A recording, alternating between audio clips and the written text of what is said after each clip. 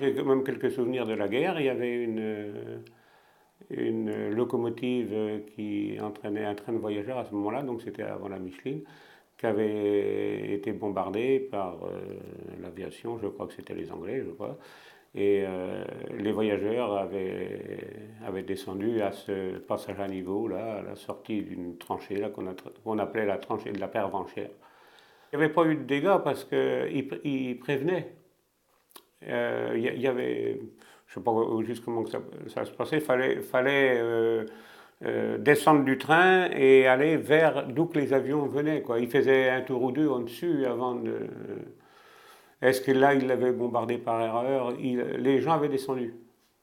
Je me rappelle bien, je crois qu'il y avait eu une femme qui avait été blessée, mais ça n'avait pas été, ça avait pas été très grave, quoi.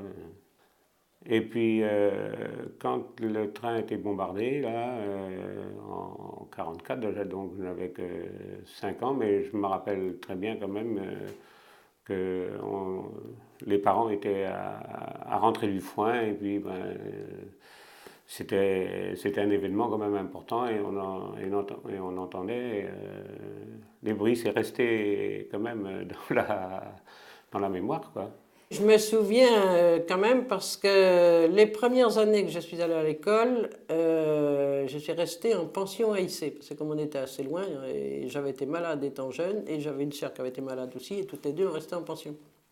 Et le jour que le train a été bombardé, mon père est venu nous chercher toutes les deux avec la jument et la voiture, bien sûr, et pour venir, parce que c'était quand même dangereux de rester dans le bourg.